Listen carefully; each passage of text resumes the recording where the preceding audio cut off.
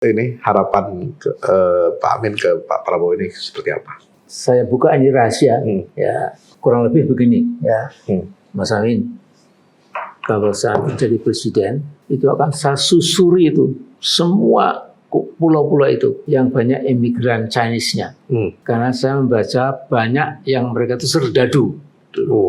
Jadi kalau yang mereka worker silahkan tinggal, ini terbuka. Tapi yang serdadu-serdadu akan saya dikembalikan tuh, ekspatriasi, ya, repatriasi. Ya. Waktu itu seperti itu. Nah, yang kedua, pokoknya saya tidak rela kalau resources kita itu dikangkangi oleh orang asing. Itu milik kita. Jadi Allah menciptakan di bawah bumi kita itu ada nikel, emas, perak, tembaga, boksit untuk Indonesia, Pak. Iya. Setuju saya bilang gitu. Nah, tapi sekarang ini memang nampaknya ada dua kekuatan. Di luar diganggu oleh si Joko Pret ini, ya. Ke dalam, saya kira Luhut itu harusnya kan ketua Dewan Ekonomi dia. Dewan Ekonomi Nasional. Kalau dia belum bisa menyingkirkan Luhut, saya kira kecil berhasil. Dan Luhut itu siapa? Gitu. Kalau saya curiga, kesalahannya bukan pada Indonesia, ya kesalahannya pada tempat lain lah.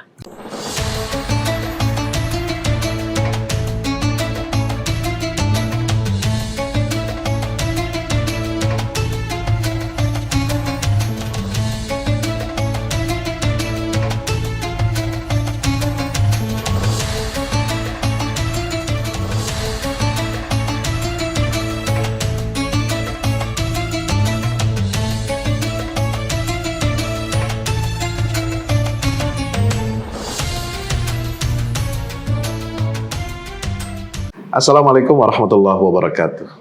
Teman-teman, para pemirsa nge-share Ngaji Syari bareng UFS. Kita kali ini ngobrol santai, singkat, tapi juga insya Allah mendalam. Saya kali ini berada di kediaman guru bangsa, ya, tokoh nasional, tokoh bangsa kita, tokoh reformasi kita, yaitu siapa lagi kalau bukan Profesor Dr. Muhammad Amin Rais, MA. Assalamualaikum. Waalaikumsalam warahmatullahi wabarakatuh. Alhamdulillah, saya sangat senang sekali. Kunjungan saya ke Jogja ini sering, dan baik itu berkaitan dengan kegiatan Muhammadiyah sebagai pengurus Majelis Tabligh, maupun juga ketika mendapatkan undangan untuk mengisi kajian dan seminar di Jogja. Tapi baru kali ini bisa silaturahim dengan Pak Amin Rais. Walaupun beberapa kali juga di Jakarta sempat jumpa, acara Forum Halal Bihalal, Dewan Dakwah Islamiyah Indonesia, dan lain sebagainya.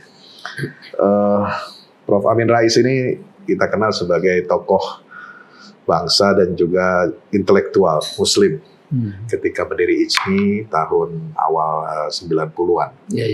Nah, saya ingin flashback sedikit, Pak.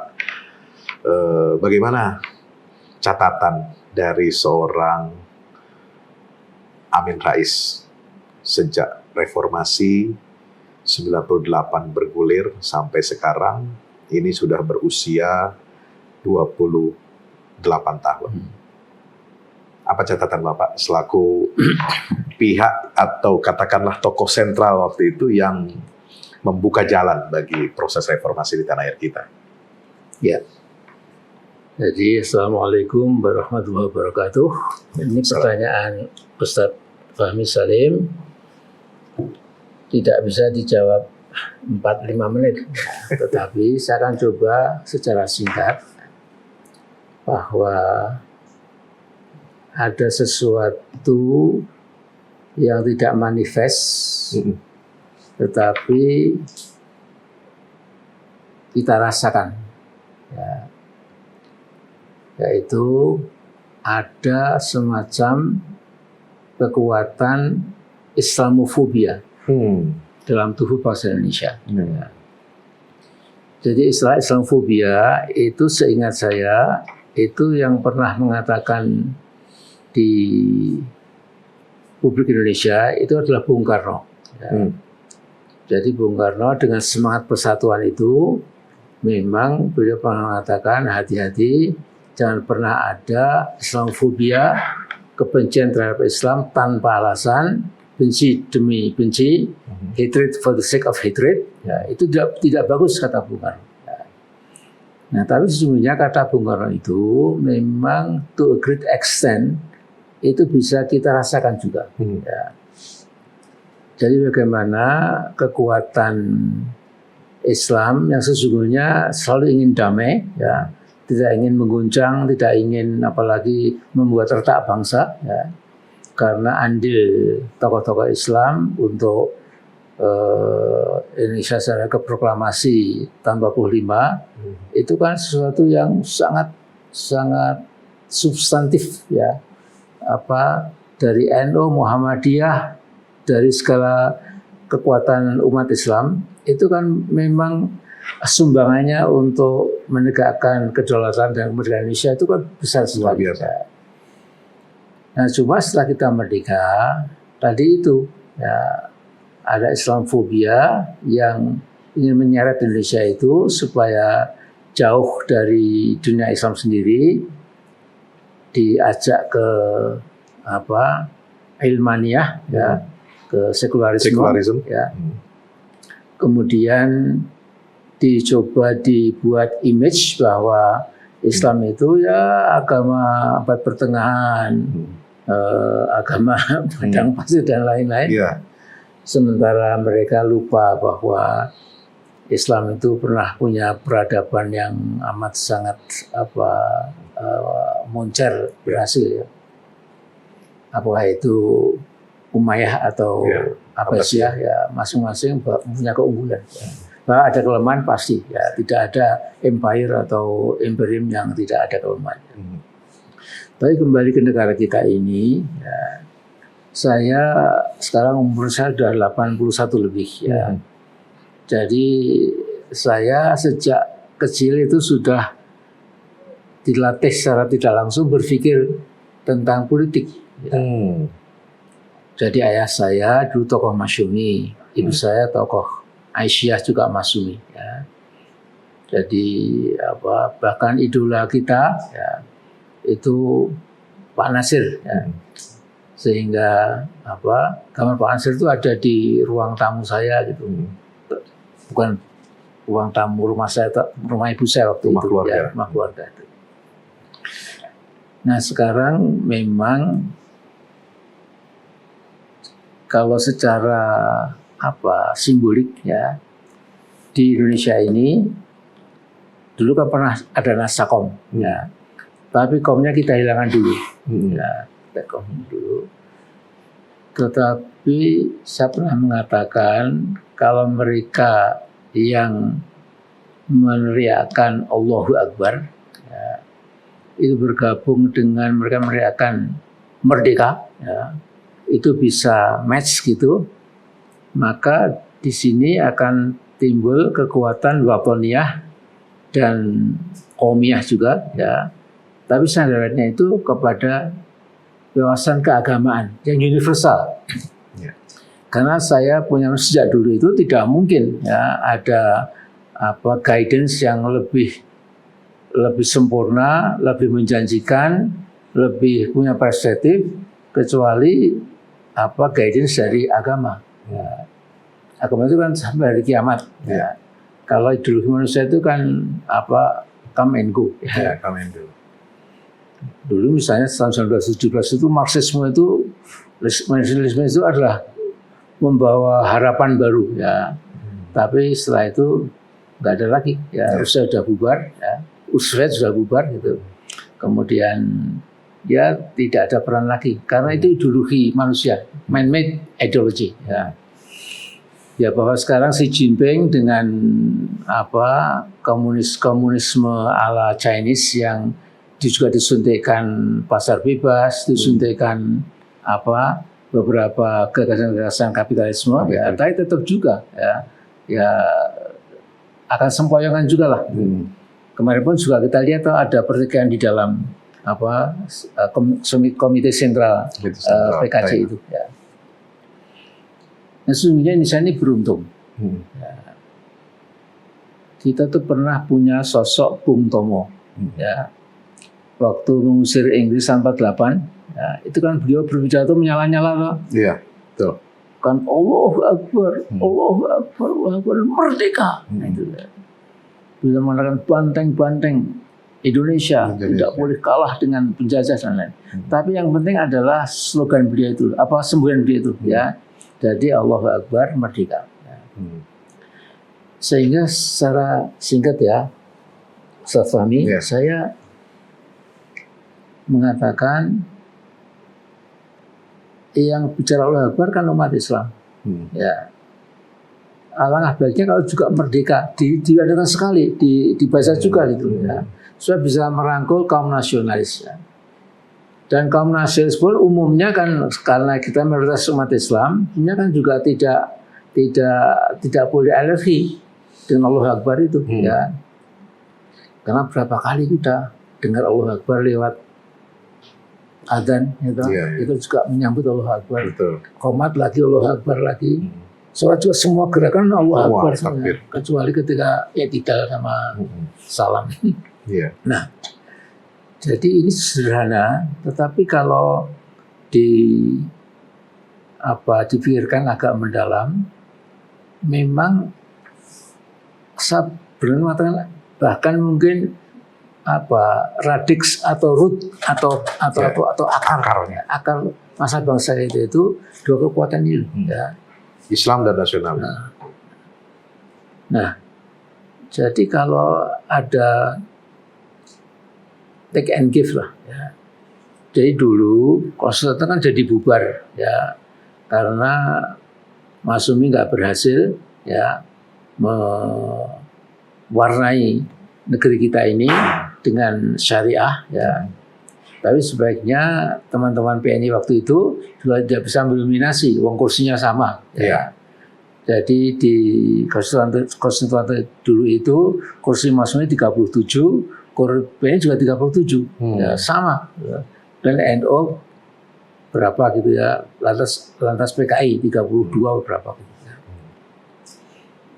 Sesungguhnya ya bangsa itu nggak pernah bisa lepas dari sejarahnya. Gitu. Jadi tidak boleh kita memisah-misah memisah masa alur waktu itu adalah the past, the present, the future. Karena the past terbawa terus sampai the present, terus akan mewarnai the future. Ya. Jadi kalau istilah sekarang itu kan tidak bisa orang menghilangkan jejak digital itu. Ya. Ya, juga sejarah kan sama saja, tidak bisa kita melepaskan diri dari masa lalu kita itu. Nah, jadi kalau kita mau lebih jujur, ya kita singkirkan dulu yang yang ornamen-ornamen yang tidak begitu penting itu, kembali ke masalah yang pokok itu adalah bahwa karena manusia itu bukan robot. Manusia itu makhluk yang ideologis, ya. Bahkan yang anti ideologi itu juga punya ideologi, yaitu anti ideologi itu ideologinya. Gitu. Nah, jadi menurut saya tidak ada salahnya di abad 21 yang sudah 25 tahun ini, ya, sudah seperempat abad dari abad 21, kita di antara kita ada yang menukik lagi ke dalam, bukan yang superficial ini, ya, sehingga kita tahu jati diri kita itu, ya. Saya pernah, ya, ketika masih muda itu, ya, naik sampan, ya, menyusuri Sungai Barito sampai Kapuas, satu sampai mana? Sampai sedikit air mata sebagai pemuda muslim waktu itu. Ya Allah, itu semua ambil wudhu gitu loh. Jadi negeri muslim. Karena semua yang di pucuk gunung juga sholat. Di kota sholat, di desa sholat. Dan jadi Islam itu memang sudah melekat dengan bangsa Indonesia. Ya. Walaupun banyak mengusahakan untuk melepaskan atribut Islam itu, tapi kan nggak berhasil. Ya. Boleh partai besar kayak apapun, tapi tetap jadi apa bottom line-nya itu adalah bahwa ruhul Islam itu sudah menjiwai mendarah daging. Darah daging ya. Bahwa ada Islam abangan, Islam putihan ya. Tapi yang abangan itu pun sebenarnya juga. Tapi kayaknya sekarang sudah mulai mengalami Islamisasi. Ya, jadi gini ya. Di Jogja ini, kalau kita masuk ke kampung-kampung, ya, ada masjid bagus-bagus, yang pokoknya udahlah. Jadi apa, lampunya apa namanya itu kristal, ya, kemudian marmernya bagus. Lagi tanya, karpetnya wangi. Yang buat siapa? Bukan Muhammadiyah, bukan NU. Teman-teman saja, ya, yang dikatakan sama abangan, tapi tetap mereka itu sholat. Gitu. Iya. Nah apalagi Mas, saya ini kan dulu hampir sebulan 2-3 kali itu naik mobil Jogja, Semarang, langsung terus Cirebon terus sampai Jakarta. Itu hampir 100, kalau 100 enggak, hampir ya katakanlah 2 atau 3 kilo, mesti kanan masjid dan masjidnya bagus. Ya. Dan maaf, tidak pernah ada gereja satu pun ya, di pinggir jalan raya itu ya. Kecuali ada sekarang ada satu ya, ini belum lama ini mula-mula rumah tapi sekarang dijadikan gereja. Ya, waktu rumah itu mengenai salibnya itu, tapi kemudian sekarang jadikan gereja, yaitu sepanjang apa 5.000 kilometer itu apa 550 meter itu ya 150 kira-kira. Jogja sama rumah saya ini cuma ada satu gereja. This is Muslim country, bukan Islamic country. Ya.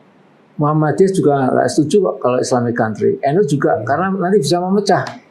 Ya. Islamic State, apalagi image-nya kan sudah sangat ini sekali menakutkan sekali setelah muncul fenomena ISIS di tahun 2014 gitu ya, Prof. Juga DITI dan lain-lain. Ya DITI apalagi kalau dalam konteks Indonesia ya. Makanya sebenarnya apa seperti kata Pak Nasir dulu ya, dalam berdakwah itu jangan menggunakan politik ginju atau politik bendera, tapi politik garam yang gurihnya hasilnya itu dirasakan masyarakat ya, nggak pernah buat heboh ya. Tapi diam-diam sudah mewarnai. Iya, kemudian banyak. Oh ya, Islam itu memang bagus. Islam itu. Nah kira-kira. Dulu maaf. Ya. Jadi dulu Pak R itu, R Farudin, Ketua Muhammadiyah, itu kadang-kadang kalau pengajian kan sambil ada lucu-lucunya itu. Ya. Jadi betapa sebelum Muhammadiyah atau NU mengembangkan dakwah masing-masing ya, itu tidak jarang kalau kita tanya pada seorang suku Jawa misalnya, Pak atau Bu, Mas atau Mbak, Anda tahu nggak rukun iman? Nggak tahu, di sini cuma ada RK sama RT. Rukun tetangga sama rukun kampung, nah itu. Iya. Jadi betul-betul memang belum tersentuh betul. Nah di sini makanya saya ikut bangga Muhammadiyah ini itu mengembangkan kesenian Jawa juga. Ya. Jadi seperti saya punya sekolah Budi Mulya, itu anaknya terampil sekali itu gamelan itu ya. Tapi juga lagu-lagu Jawa itu diajarkan ya. Dan nama sekolah Pak Amin kan Budi Mulya ya, bukan Akhlakul Karimah. Karena kan Deddy Mulyadi mengganti nama Rumah Sakit Al Ihsan dengan Welas Asih gitu. Kira-kira ini juga menjadi sorotan gitu ya. Enggak ini taktik saja. Taktis ya. Iya. Kalau misalnya artinya Deddy Mulyadi itu terlambat juga kan. Nah, Prof Amin sudah buktikan pakai nama yang nasional pun nggak masalah. Iya. Dan kemudian yang penting kan isinya. Yang penting isinya, iya. Coba misalnya saya nggak hafal itu Asmaul Husna saya nggak hafal, tapi anak-anak SD itu hafal semua. Karena tiap pagi itu menghafalkan itu mendengarkan itu. Lama-lama kan kupingnya bolong juga hafal. Saya cuma mungkin ya bisa menghitung sampai berapa gitu, tapi kalau lama bisa susun utuh ya. Iya. Silakan. Iya. Nah, tadi turut sekali apa yang disampaikan Prof. Amin Rais ya. Ingatan beliau ini ternyata masih sangat kuat ya. Jadi guru bangsa ini memang pantas kita sematkan untuk beliau ini. Guru kecil lah. Ya, bukan guru kecil lagi Pak, guru besar di UGM. Walaupun UGM sekarang namanya ini agak agak bagaimana gitu kan di negara orang gitu. Saya bilang saya jadi badut politik. Jangan jadi badut politik. Ya. Ada yang bilang lagi dipanjangkan akronimnya jadi Universitas geng apa gitu kan, kita nggak tahu gitu ya. Nah, tapi yang menarik ini Pak, setelah reformasi 28 tahun, melihat masalah tadi, memetakan masalah keumatan kebangsaan ini kan ada pada masalah Islamofobia yang harus kita hindari, kemudian Islamisasi juga sudah semakin baik ya, dan kayaknya masuk ke semua partai juga kesadaran itu ada gitu. Nah, sekarang apa yang masih kurang nih dalam perjalanan bangsa setelah 28 reformasi ini? Kira-kira arah kiblat bangsa ini masih lurus atau sudah bengkok, dan gimana caranya ngelurusin lagi gitu? Jadi begini, sebelum Pak Hamzahas wafat, saya akan bertamu beliau. Dia sudah sakit-sakitan.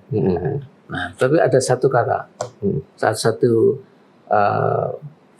ekspresi beliau yang bilang, Mas Amin Rais, sekarang ini membangun persatuan umat Islam itu jauh lebih sulit, udah lebih rusak umat Islam ini dibandingkan ketika dulu Anda, kemudian Gus Dur, kemudian Akbar Tanjung, kemudian saya dan lain-lain itu kompak di MPR.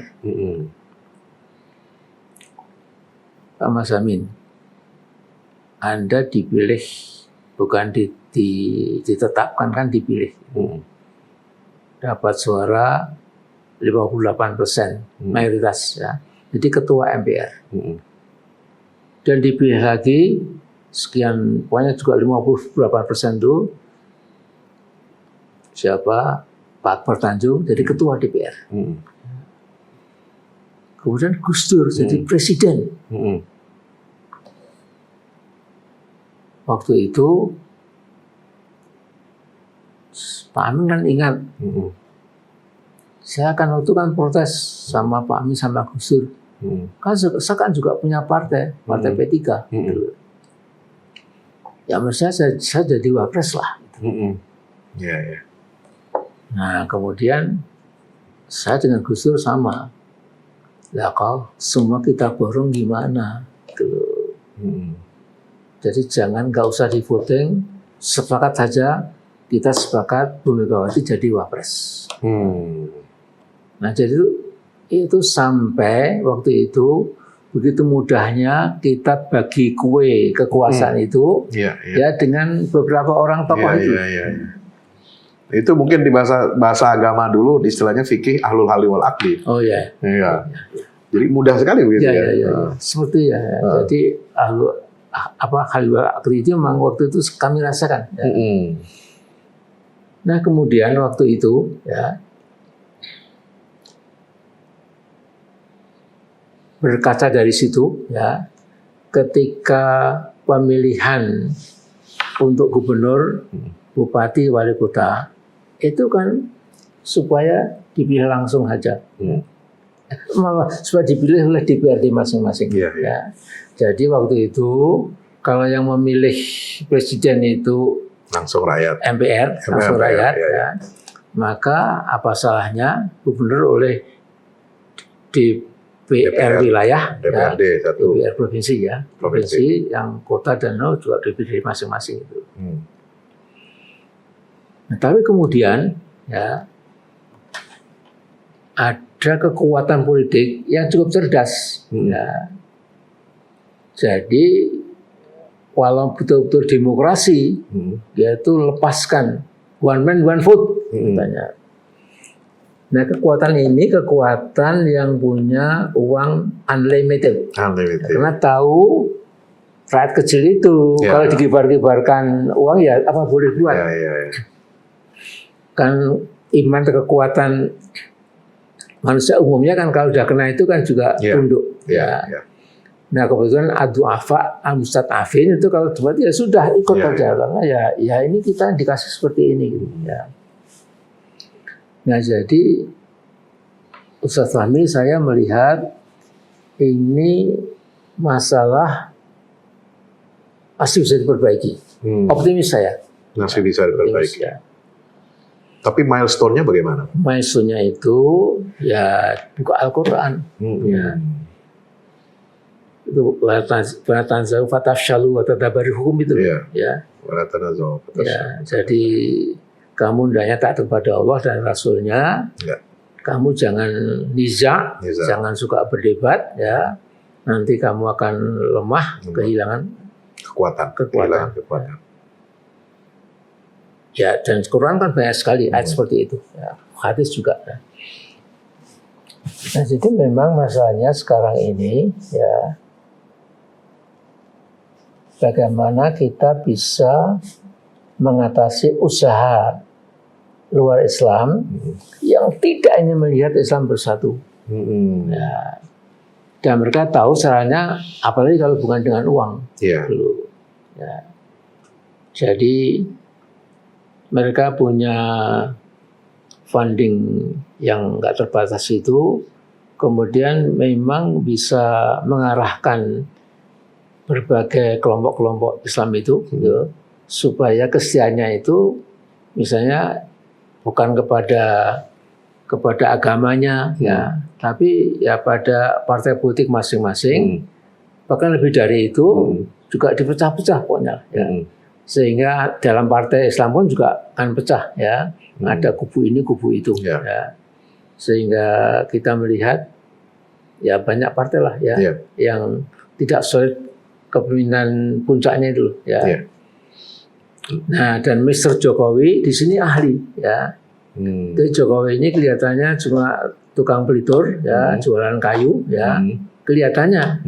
Tapi dia ini untuk hal-hal yang apa, yang dajjali dan jahanami itu dia kuat sekali, pinter dia. Entah gurunya siapa saya nggak tahu. Gitu. Masih misterius ya, belajar dan jadi ahli. Dari mana beliau? Dan bisa punya pengaruh loh. Punya pengaruh itu ya. Ini berpengaruh, polisi tunduk aja saya nggak tahu. Iya. Nah, ini kan ada paradoks, Prof. Kan one man one vote. Mestinya kan wakil rakyat itu tunduk kepada rakyat. Harusnya. Tapi ternyata tunduk kepada pemimpin partai dan oligarki yang memberi modal gitu. Nah, gimana cara membenahi ini semua? Kan banyak yang bertanya, ini kan Bapak Bangsa, Bapak Reformasi yang membuka jalan ini gimana nih kita mau balikin lagi gitu. Jadi benar gitu, sesuai konsep awalnya. Jadi sebenarnya kan di berbagai ayat ya. Ada kata-kata taru bi ayat ini thamanan qalila. Janganlah kamu jual agamamu murah gitu. Bukan berarti kalau trading kemudian tidak sudah mahal, lumayan. Tentu saja itu harganya murah, kan dunia itu kan tidak lebih dari dibandingkan akhirat kan kata Nabi tidak lebih dari seekor sarap nyamuk, ya. Jadi kan hina sekali dunia ini. Ya. Nah, jadi mungkin tradisi, contoh untuk Indonesia ya, tradisi Pak Masyumi itu, ya. Bayangkan Pak Nasir itu Perdana Menteri, ya. Kemudian Kiai Abdul Muiz itu Masyumi Kalimantan. Ya. Saya cerita langsung dari Pak Abdul Muiz itu. Pak Abdul Muiz kehabisan bekal, kemudian mau pulang, untuk beli tiket pesawat kurang. Dia sore-sore ke tempat Pak Nasir, sahabatnya. Ya. Saudara Nasir, saya bisa nggak pinjam uang nanti sampai di Banjarmasin segera saya kirim wesel. Ya, saya selalu nasi itu. Iya. Nah, kata Pak Nasir, Saudara Muiz, ini udah tanggal tua, saya nggak ada uang. Kalau nanti bulan baru mudah-mudahan adalah. Bayangkan. Perdana Menteri. Jadi seolah-olah seperti beliau ini PNS. Kalau di ujung bulan nggak punya duit. Memang ya. Jadi luar biasa. Jadi luar biasa. Sekarang. Nah, bahkan begini ada lagi ya. Jangankan jadi menteri. Saya Pak almarhum Insinyur A.M. Lutfi, almarhum Isa Ansari Endang Ansari ya. Kemudian Pak Wate Pratekno ya, sudah almarhum juga ya. Dan satu lagi siapa ya? Satu lagi mungkin Pak Rusdi Hamka, sudah nggak lupa itu ya. Berlima itu kita nginap di hotel di Kuala Lumpur itu tanpa kita sangka tiba-tiba ada tamu namanya Anwar Ibrahim.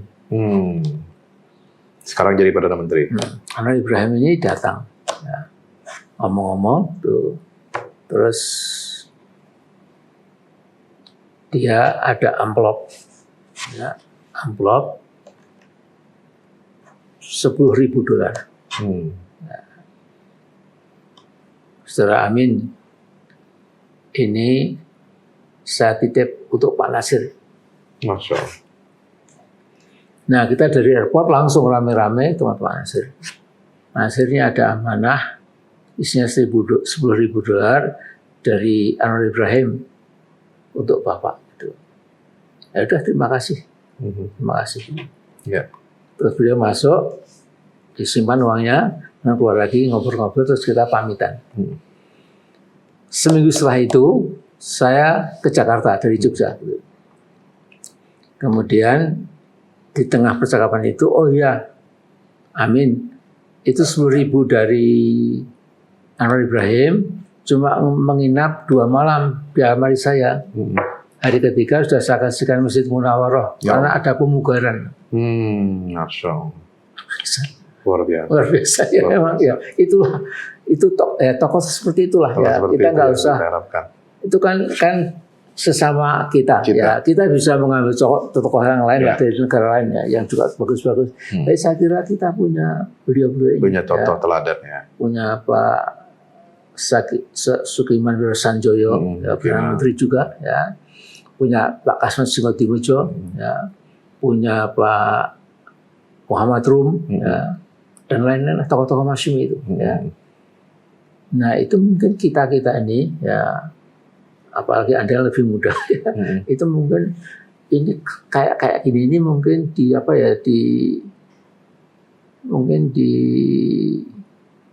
jadi snapshot yang mengesankan kita itu. Ya. Nah ini untuk buat pelajaran buat antar lintas generasi. Iya. Jadi misalnya begini ya, misalnya Pak Kasman Singodimejo itu ya, dulu itu kalau PKI itu kalau menyindir ya apa itu singa kok di meja itu. Astagfirullah. Kasman singa di meja. Beliau ini kalau sedang dakwah ya itu melewati waktu belum ada jembatan yang bagus, melewati sungai ya. Itu sepedanya digotong. Ya, nah itu bayangkan tahun-tahun itu, tahun 46, 47 lah itu. Kita baru merdeka itu. Nah kemudian saya diberi cerita oleh Pak Nasir ya. Jadi Pak Nasir itu kan ada di Bandung waktu itu. Ya, ada di Bandung. Beliau kan dekat dengan Persis ya. Nah kemudian beliau sering pergi ke Jakarta. Nah satu ketika satu kereta api dengan Pak Cokroaminoto. HUS Cokroaminoto, Haji Umar Said Cokroaminoto. Ya. Masih bilang, Pak Cokro Aminoto, Bapak kok bawa velvet? Gitu. Iya, saya velvet. Kalau saya kemarin nggak tidur di hotel, saya tidur di masjid pakai velvet ini gitu. No, Luar biasa tuh. Tokoh sebesar itu bawa velvet. Iya. Ya Allah, terus kita ini naik mobil pakai AC, naik luar biasa ya. Subhanallah. Nah, tapi intinya kan berkorban. Ya. Dan kalau kita katakanlah ya gagahnya sebagai pejuang ya, walaupun saya itu belum sepejuang lah ya, belajar jadi pejuang lah ya. Jadi memang kalau orang sudah bekerja lillahi ta'ala, itu sulit loh untuk ditekan, dibujuk, dirayu, disogok, nggak mungkin. Insya Allah gitu. Ya. Tapi kalau ya Allah, tapi kalau ya dunia juga saya cari dong. Ya. Biasanya kemudian lumpuh. Gitu. Nah, tapi saya tidak putus asa. Ya. Kan listuar serpet. Ya, sejarah kan berulang. Ya. Jadi yang terjadi pada waktu saya, Gus Dur, kemudian Pak Akbar Tanjung, ya, Pak Hamzah Hasan dan lain-lain itu kan masih bisa diulangi. Ya. Jadi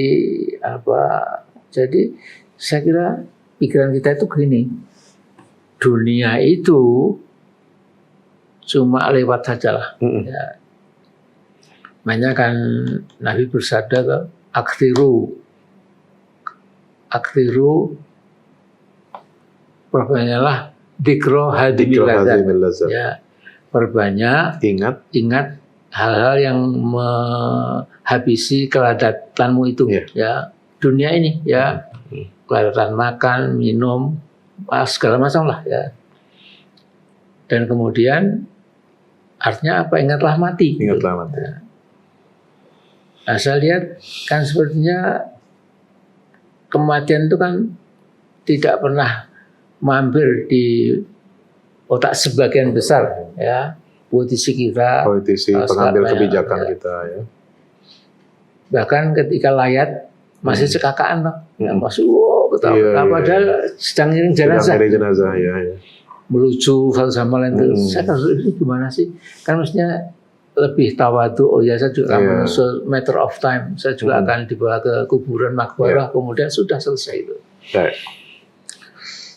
Generasi muda kita sekarang ini Indonesia ke depan sampai 2045 ini kan akan didominasi oleh bonus demografi berupa generasi muda yang sangat cukup banyak ya.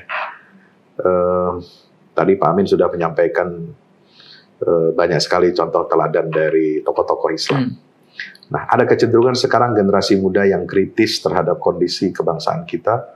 Mereka mulai melirik ke idola baru dari kalangan, kita tidak menyebutnya dia kalangan komunis, tapi kalau orang menyebutnya kalangan kiri, itu Tan Malaka yang punya tulisan Madilo, kemudian dari penjara ke penjara, dan tokoh hebat ini.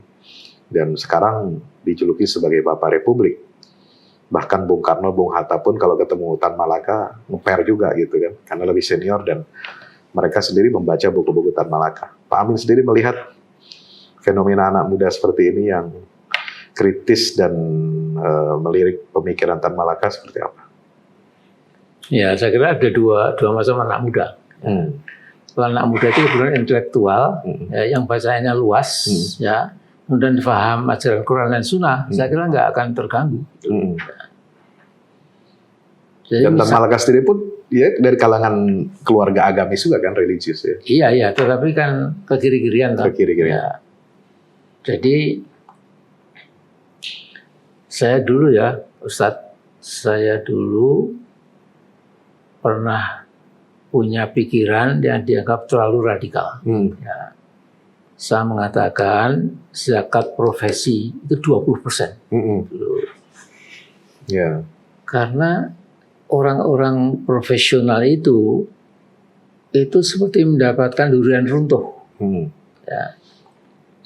Saya punya teman misalnya, ya, almarhum Pak Marwoto, wakil ketua DPR.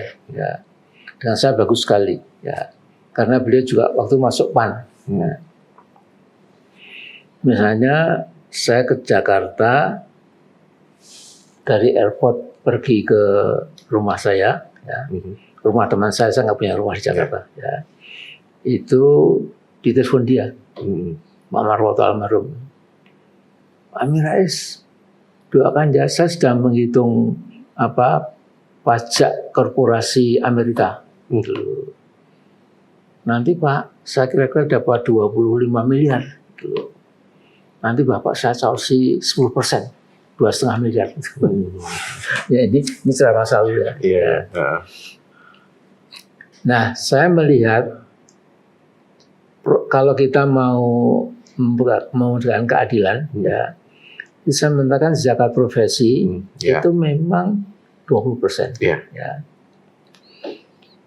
Misalnya saya punya teman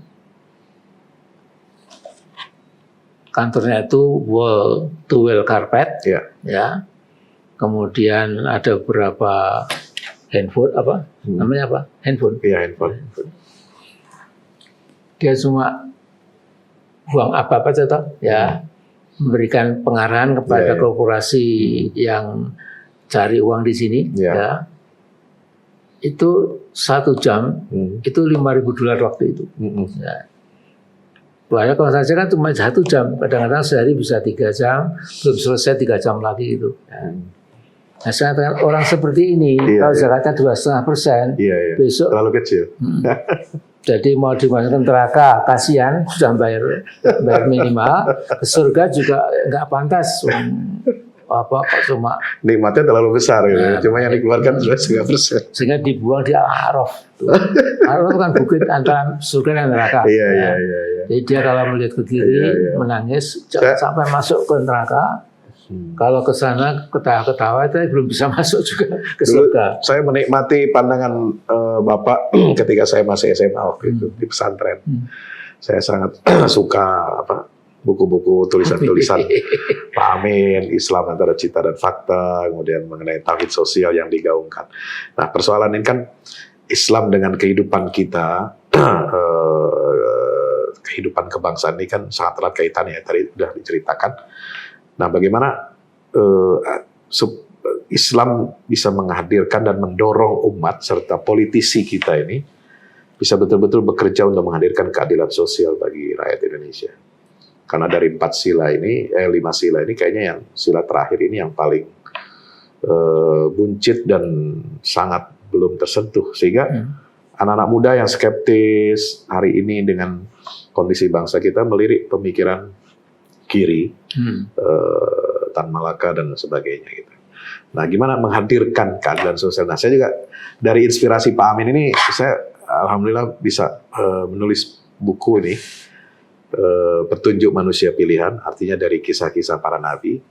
Ini dari surat Al-An'am ayat 90. Ulaikal ladzina hadallahu fa bihudahu muqtadi. Qul la as'alukum alaihi ajran in huwa illa dzikrul lil alamin. Saya beri anak judul Jalan Indonesia Mengakhiri Kegelapan. Nah, saya ingin mudah-mudahan ya bisa meneruskan apa yang sudah ditulis oleh Pak Amin berapa puluh tahun yang lalu tentang tauhid sosial. Nah, ini buku tentang kisah para nabi ini, kalau sayang sekali saya mau melihatnya kalau kisah para nabi hanya dipahami sebagai kisah begitu saja, akhirnya seperti dongeng, kita baca komik gitu ya. Tapi justru kisah ini kan menjadi bahan bakar untuk perubahan, dan karena para nabi ini kan melawan kezaliman. Iya, betul. Para nabi hadir Allah utus untuk mengusir kegelapan kediktatoran. Para nabi membawa ilmu, membawa cahaya, memberikan petunjuk buat manusia untuk menjadi manusia-manusia yang merdeka. Nah, kata-kata manusia merdeka ini kan sekarang sangat hype, digemari oleh anak-anak muda sekarang. Sehingga istilah Tan Malaka dulu merdeka 100% itu hidup kembali gitu. Nah, Pak Amin masih punya harapan nggak terhadap pemerintahan sekarang ini? Bicara tentang pemerintahan deh langsung. Ya, pemerintahan cuma Prabowo ini, kira-kira masih bisa diharapkan nggak untuk bisa menghadirkan keadilan sosial ini? Ya, kalau sekarang mungkin catatan 1 tahun ini. Belum 1 tahun. Belum hampir ya. 10 bulan lah. Ya. Hari 10 bulan. Ya kan saya tahu banyak tentang Pak Prabowo, 10 tahun bersama-sama. Betul. Ya, Betul. ya jadi kan nggak ada orang sempurna. Ya, jadi tetapi plusesnya lebih banyak dari minusesnya. Ya. Ya. Jadi plusnya lebih banyak. Ya.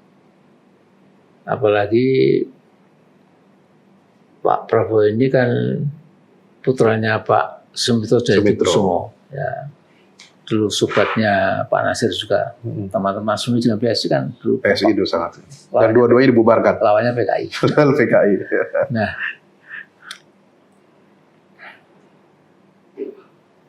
saya sesungguhnya kalau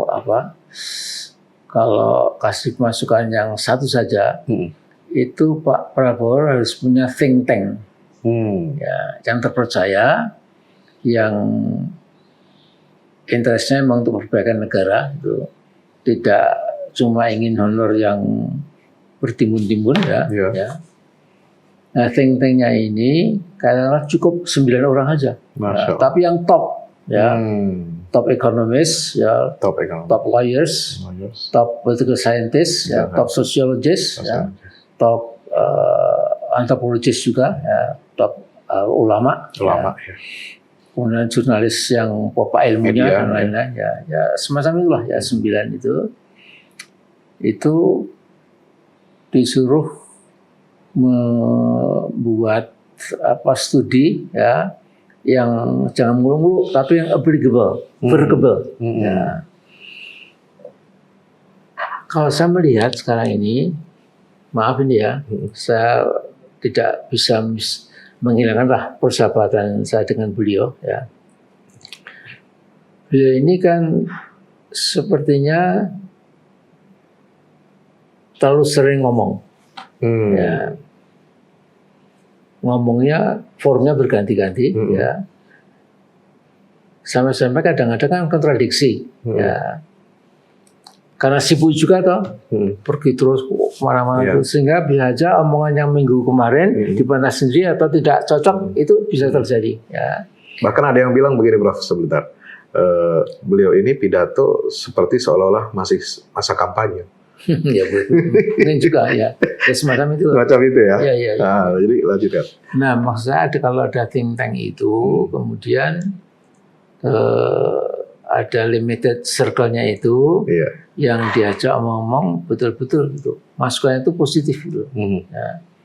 Jadi Bapak ini Pak Presiden ini loh yang saya kira sedang very urgent. Jadi untuk minggu ini mungkin gempur terus masalah Papua itu. Itu bahaya itu Papua sekarang terjadi gonjang-ganjing segala macam. Ya.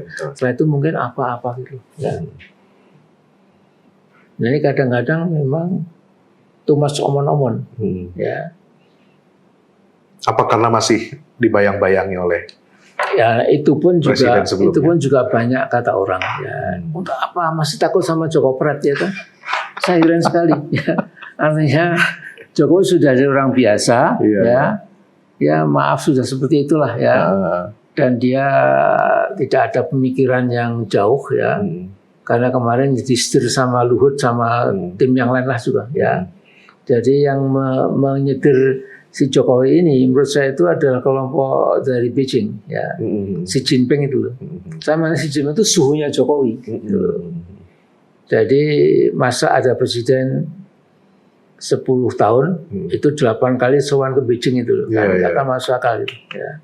Bahkan pertama kali dia pergi jadi presiden itu langsung 2 hari kemudian udah sowan gitu. Itu kan jelas sekali menyolok yang kendalikan kan. Itu memang punya pengetahuan Indonesia ini sangat mendetail gitu. Jadi saya dulu itu dengan Pak Letnan Jenderal Saidiman Suryadi ya. Itu pergi ke Beijing. Ya. Saya ke Beijing sudah sering ya. Waktu ke Beijing itu Pak Saidiman itu baru sekali. Biasanya kan dia Jepang terus ya. Oh Jepang the best, Jepang paling progresif, Jepang produktif. Ya. Nah ketika saya ajak ke sana itu ya, bukan saja ketika saya teman lah itu beliau Amin sudah lebih masih di Jepang gitu. dia langsung tesisnya dirubah gitu. Kekagumannya pada Cina itu. Ya. Dan Mas Cina ini luar biasa. Setiap kali saya ke sana itu seperti ada negara baru gitu. Perubahannya cepat sekali. Ya. Perubahan cepat. Jadi yang sering saya jadikan bandingan waktu tahun 90-an ya, 90-an awal ya. Saya dengan Pak Sediman pergi ke Cina itu ya. Itu dari hotel di Beijing sampai ke Great Wall, tembok Cina itu ya. Itu hanya kira-kira 30 menit. Sekarang mungkin sampai 1,5 jam. Ya. Dan memang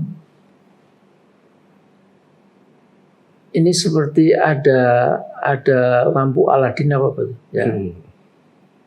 Jadi kalau kita buat YouTube itu bagaimana Cina membangun hotel 40 tingkat, bagaimana Cina membangun rumah sakit sekian puluh tingkat, bagaimana Cina membangun jembatan gantung antara dua gunung gitu ya. Itu rata-rata selesai 2 minggu. Efektif ya, efisien gitu bekerjanya. Sehingga ada ahli teknologi Jerman Barat dari Bonn ya, Bonn atau Berlin, dari Jawa Barat itu dia mengatakan geleng-geleng, "This is unbelievable. I'm man of technology, but I fail to understand how come China can achieve such unbelievable development itu." Iya. Luar biasa ya. Makanya kan Nabi utubul ilma walau bisin, ya, belajarlah ilmu sampai ke negara Cina. Jadi Nabi sudah membaca itu bahwa tapi Cina, bukan carilah hutang sampai ke negeri Cina. Iya. Betul itu. Nah, jadi kembali ke Pak ini, harapan Pak Amin ke Pak Prabowo ini seperti apa? Ya, Pak Prabowo bisa tadi bersama mengurai benang ada kusut think tank, ya. Kemudian saya buka ini rahasia, ya. Kurang lebih begini, ya, Mas Amin. Kalau saya menjadi presiden, itu akan saya susuri itu semua pulau-pulau itu yang banyak imigran Chinese-nya. Karena saya membaca banyak yang mereka itu serdadu.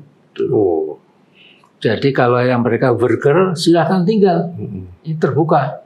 Tapi yang serdadu akan saya kembalikan tuh, di ekspatriasi, ya, repatriasi, ya. Dikembalikan. Waktu itu seperti itu. Dan yang kedua, pokoknya saya tidak rela kalau natural resources kita itu dikangkangi oleh orang asing. Itu milik kita. Jadi Allah menciptakan di bawah bumi kita itu ada nikel, emas, perak, tembaga, boksit untuk Indonesia, Pak. Gitu. Setuju saya bilang gitu. Nah, tapi sekarang ini memang nampaknya ada dua kekuatan di luar diganggu oleh si Joko Pret ini, ya. Ke dalam, saya kira Luhut itu harusnya kan ketua Dewan Ekonomi dia. Dewan Ekonomi Nasional. Kalau dia belum bisa menyingkirkan Luhut, saya kira kecil berhasil. Dan Luhut itu siapa? Gitu. Kalau saya curiga, kesediaannya bukan pada Indonesia. Ya, kesediaannya pada tempat lain lah. Ya. Luar biasa, teman-teman, perbincangan kita dengan Prof. Amin Rais ya malam hari ini di Yogyakarta sangat inspiratif. Dan terakhir saya ingin menutup ini, Prof, masalah keumatan kita yang paling besar, Prof. Yang banyak ulama menyebut, terutama ulama kontemporer seperti Syekh Qaradawi mengatakan Palestina dan Masjid Al-Aqsa adalah problem utama umat Islam seluruh dunia. Ini kan kita nggak usah cerita tentang kenapa dia bisa dijajah, kemudian kenapa terluta-luta. Nah, sekarang kita ingin bagaimana cara kita ini kan penjajahan atas Palestina ini kan bukan lahir kemarin sore. Dia banyak sekali faktor dan banyak sekali akar sejarah, teologi, bahkan geopolitik yang melahirkan ini semua. Nah, setelah Pax Americana, artinya kekuasaan Amerika di dunia ini kan sudah kurang lebih sejak Perang Dunia Kedua berakhir, sampai sekarang ini kan sudah hampir 100 tahun ya. Artinya kalau dari tahun 45 ke sekarang kan sudah 80 tahun. Dan menjelang 20 tahun lagi, 2045 itu 100 tahun. Kira-kira Prof, Israel ini kan sebagai buffer state-nya Amerika. Ya, dan kita harus menghentikan kolonialisme Amerika ini di dunia Islam. Dan ini proyek yang paling utama kolonialisme Amerika di dunia Islam itu adalah Israel. Gimana cara kolektif umat Islam dan pemimpin-pemimpin negeri Islam ini yang sekarang ini kayaknya mereka tunduk gitu. Jadi kucingnya, jadi jongosnya Amerika sehingga nggak bisa berdaya melihat kekejaman dan genosida yang terjadi di Gaza. Apa yang harus umat lakukan? Ya. Jadi saya kan pernah 3 tahun di Mesir dulu. Ya. Jadi mengapa Sadat itu dibedil oleh serdadunya? Ya, itu karena sudah tidak tahan ya, melihat bagaimana Sadat itu menyembah-nyembah Amerika. Ya.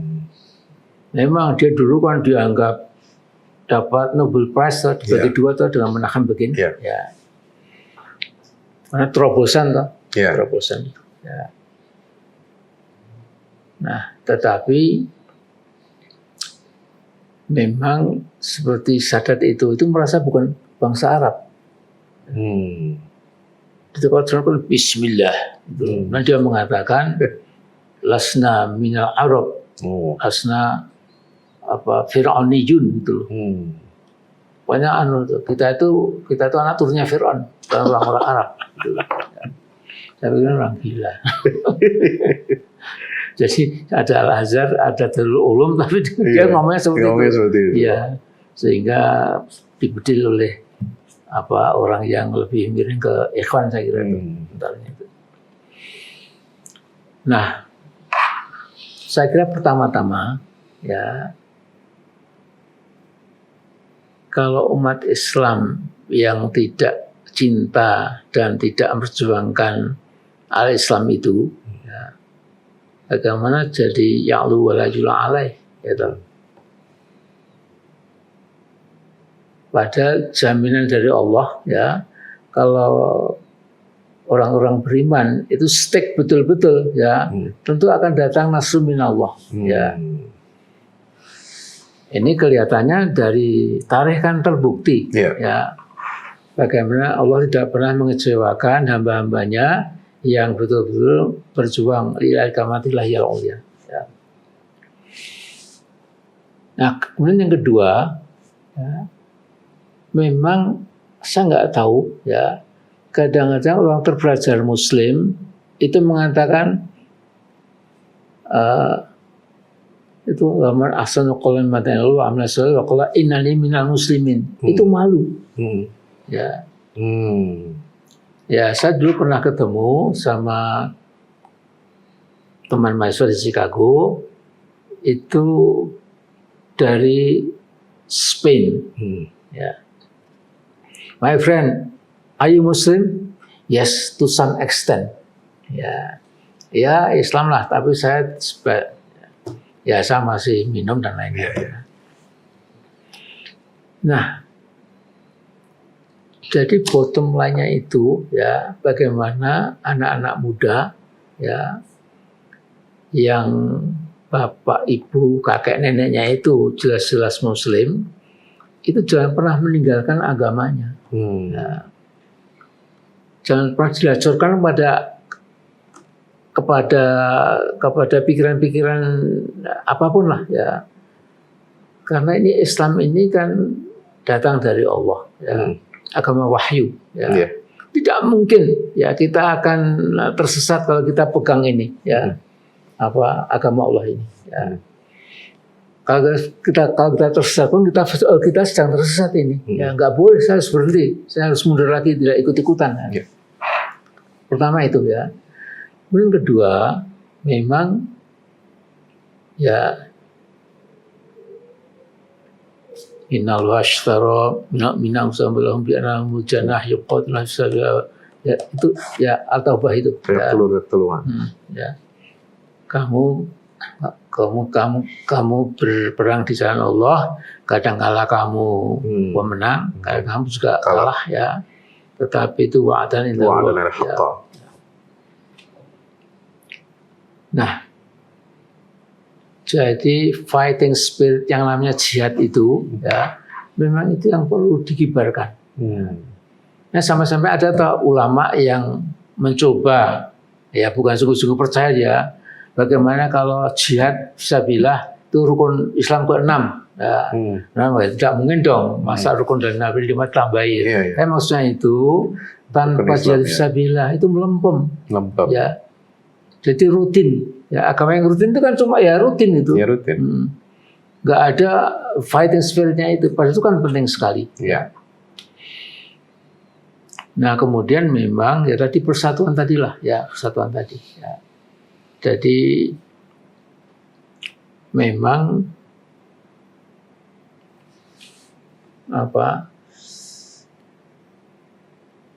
yang sindiran Quran itu jangan kau jadikan firqahmu itu sebagai apa? Sebagai yang paling benar. Apa namanya? Kullu hizbin bima ladaihim farihun. Iya.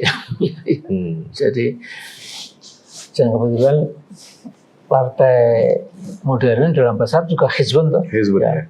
Jadi dari golongan, kelompok, jadi partai. Iya, dari partai ya. Nah, itu harus dikendorkan lah, jangan memborong kebenaran lah. Ya. Karena teman kita itu mungkin juga benar juga itu. Nah, dari benar-benar ini kalau dikelompokkan, ya kesalahannya kita daidon lah, kita tekan lah gitu. Mungkin kemudian jadi apa? Jadi persatuan kita itu. Ya. Karena tanpa persatuan kan nggak mungkin. Nggak mungkin. Ya. Nah, saya pernah usul. Gimana kalau dimulai dari yang besar-besar dulu, ya. Misalnya silaturahmi Muhammadiyah ke PBNU, PBNU ganti silaturahmi ke Muhammadiyah. Kayaknya sekarang sudah seperti itu polanya. Kayaknya sekarang sudah ada saling silaturahim elit Muhammadiyah dan NU saling berkunjung. Itu sudah, Prof? Sudah. Lepas dari PB? Iya, dari PB ya, PBNU ke PP Muhammadiyah dan sebaliknya. Ya, syukur sama nggak begitu. Nah, kemarin juga sudah apa? Sekretaris Umum Muhammadiyah meresmikan gedung dakwah bersama NU dan Muhammadiyah di PDM Bekasi. Ada kemarin. Iya, Pak. Siapa itu, Pak? Kepala Ketua itu ya? Iya, Pak Abdul Muti. Iya, maksud saya itu. Nah, seperti itu ya. Dimulai. Ganti-gantilah gitu. Ke Dewan Dakwah, ke Jamiah Wasliyah, ke PUI, ke mana aja lah gitu. Ya. Nanti kalau saling kenal gitu terus kan jadi hilang loh sangka itu loh. Ya. Tapi kalau belum ketemu kan setannya kemudian dia jangan percaya itu. Mau setan itu memang kurang ajar gitu. Iya. Aduh mudil mubin ya setan itu. Masya Allah. Terakhir, apa nasihat nih buat generasi muda Islam untuk bisa melanjutkan perjuangan senior-senior dan bapak-bapak seperti jadi kalau generasi anak saya ya itu memang setinggi apapun mendalami sains, ya, apakah exact science, social science, cultural science dan lain-lain, itu jangan pernah tinggalkan Al-Quran. Ya. Insyaallah. Al-Quran itu punya apa ya? Kalau kita akrab dengan Al-Quran, ya, Quran juga membalas, saya kira, juga mendekati kita. Yeah. Dalam arti berpikir kita lebih lugas, ketika kita salah kita sadar. Bahkan perbuatan pun kalau kita melangkah salah, oh ini nggak boleh, ini Quran nggak boleh itu. Dan kalau Quran pegangan kita itu, ya memang seperti yang dikatakan Syekh Waliullah Ad-Dahlawi. India ya. Iya, Ad-Dahlawi. Wali Ad-Dahlawi. Beliau mengatakan gambaran orang Islam abad 20 waktu itu adalah tangan kanannya memegang Al-Quran, tangan kirinya memegang sains, ikat kepalanya la ilaha illallah. Dan yang kedua, saya kira kalimat puncak itu kan kalimat itu tahlil. Nah, kan juga banyak ulama, ya, artinya itu juga kalimat itu tahlil. Gitu. Jadi at-tahlilun min ibadatil ibad ila ibadatillahi ta'ala. Makanya kalau di Amerika Latin itu kan agama Katolik itu kan hampir kehilangan signifikansi. Dan muncul ya lulusan Chicago namanya Gutierrez yang menulis buku Theology of Liberation, ya, teori pembebasan. Nah, Muhammad itu punya watak itu, tapi sempit. Teori Al-Ma'un. Ya itu sudah bagus ya. Al-Ma'un membuat PK Muhammadiyah, Rumah Yatim Muhammadiyah, Sekolah Muhammadiyah, Madrasah itu sudah betul ya. Tapi itu belum cukup, belum bisa merubah, belum bisa merekonstruksi apa sebuah negara. Ya. Tetapi kalau dengan Theology of Liberation itu memang Quran membebaskan. Semua surat membebaskan. Semua surat. Iya. Jadi the whole Quran itu adalah liberating us from dependence into independence, ya. From exploitation into freedom, ya. From underdevelopment to development dan lain-lain lah ya. Nah jadi kuncinya Quran juga lagi-lagi. Ya. Jadi supaya mereka itu, jadi begini ya. Saya waktu di mana? Waktu di Mesir. Itu saya mau kembali, saya ditemani Umar Tabi'i, ya, juga Al-Azhar, ke tempat tokoh Ikhwan. Tokoh ini lulusan Jerman, ya bukan produk Mesir, tapi juga produk Mesir dan Jerman. Beliau seorang dokter. Nah beliau mengatakan pada saya ini ya dan Umar Tabi'i, kamu anak muda. Jangan pernah merasa menjadi pemuda Islam kalau tidak minimal 1 hari 1 juz. Syukur-syukur sebulan bisa 5-6 kali khatam. Masya Allah. Kalau kamu sudah begitu, nanti kamu akan terarahkan secara otomatis gitu.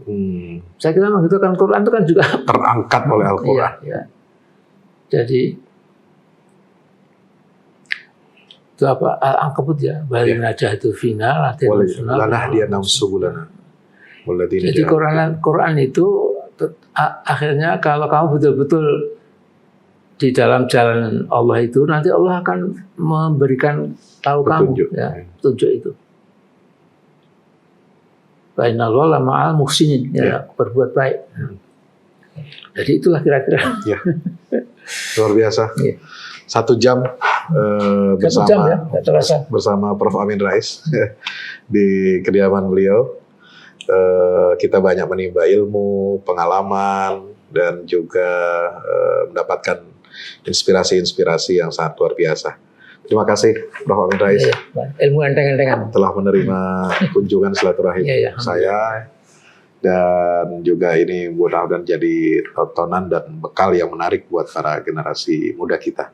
Ada catatan khusus. Siap. Ini Ustadz Fahmi Salim ini mungkin tidak tahu, anggota Majelis Tabligh PP Muhammadiyah. Ya.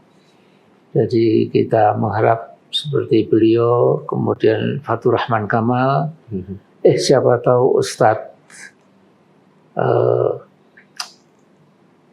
Ade Hidayat. Itu. Kalau mau bergabung di Muhammadiyah, alangkah indahnya gitu. Ya. Karena sesungguhnya Muhammadiyah itu dari masa ke masa itu yang memimpin ulama. Ya. Din Salahuddin bukan ulama, saya bukan ulama, Syafi'i bukan ulama. Ya. Kita cuma produksi ulama-ulamaan lah itu. Artinya pengetahuan kita tidak menukik lah. Dibandingkan dengan dulu Pak Badawi, Haji Ahmad Dahlan sendiri, ya Yunus Anis, Ahmad Azhar apalagi ya. Pak Ahmad Azhar itu adalah wakil Indonesia di dalam pertemuan fikih internasional. Majma' Fikih Islam. Ya, ketika beliau wafat kan mencarinya agak sulit tuh, yang setara dengan beliau.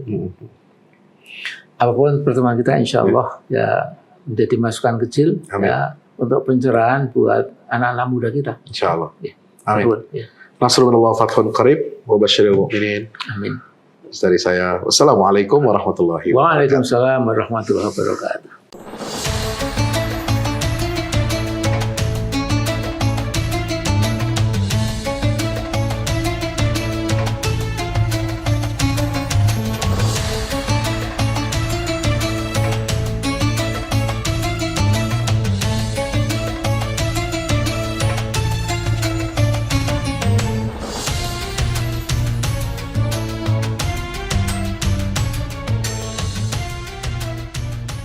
Assalamualaikum warahmatullahi wabarakatuh.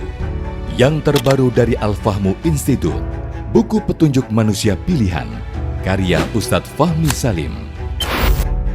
Dari keseluruhan jumlah ayat-ayat Al-Quran, sekitar sepertiganya adalah berupa kisah-kisah.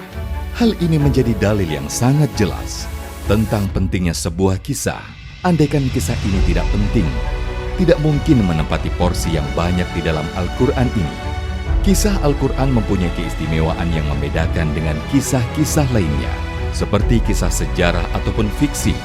Sesungguhnya, kisah-kisah Al-Quran sumbernya adalah Al-Quran itu sendiri. Kisah Al-Quran adalah kisah yang mempunyai target, yaitu target agama dan akhlak. Sesungguhnya sumber yang menjadi rujukan asal kejadian-kejadian di dalam kisah-kisah Al-Quran dan para tokohnya adalah berasal dari alam dunia dan sejarahnya. Kisah Al-Quran adalah kisah nyata yang tidak ada khayalan atau fiksi di dalamnya. Tidak ada kepalsuan dan tidak ada mitos, serta tidak ada kode tertentu. Ini dikarenakan kandungan kebenaran yang terdapat di dalam sebuah kisah Al-Quran mengenai alam semesta dan tabiat jiwa manusia, serta kisah-kisah umat manusia semuanya itu adalah kebenaran yang valid, baik secara keilmuan maupun sejarahnya. Objek dari kisah Al-Quran adalah manusia. Karena manusia merupakan tujuan utama dari adanya sebuah risalah, perintah dan larangan secara umum. Manusia itu adalah penerus dan penerima apa-apa yang terdapat di dalam Al-Quran. Kisah Al-Quran itu bukan hanya pemaparan tentang kebenaran sebuah sejarah saja, melainkan juga ada, terutama berfokus kepada sisi ibrah atau pelajarannya. Sungguh, Al-Quran diakui tidak hanya mukjizat dari segi sumber keilahiannya atau sisi kesastraannya yang indah, informasi ilmiah sainsnya yang tepat, informasi kabar gaib terdahulu dan yang akan datang, dan aspek syariatnya saja. Mukjizat Al-Quran juga berupa solusi-solusi praktis masalah kehidupan, seperti tergambarkan dalam kisah-kisah petunjuk manusia pilihan yang menjadi utusan-utusan Allah. Petunjuk manusia pilihan sudah seharusnya menjadi pemandu dan penerang jalan agar Indonesia dan dunia keseluruhan segera terentaskan keluar dari berbagai kegelapan hidup menuju cahaya peradaban yang unggul gemilang, bersendikan tauhid yang kokoh sepanjang masa. Dikemas dengan tuturan yang mengalir, bercerita tanpa menggurui, petunjuk manusia pilihan bisa menjadi khasanah di setiap keluarga untuk memetik pelajaran dari kisah-kisah manusia terdahulu, dan pelajaran itu berkaitan erat dengan kehidupan kita masa sekarang. Dapatkan segera. Wassalamualaikum warahmatullahi wabarakatuh.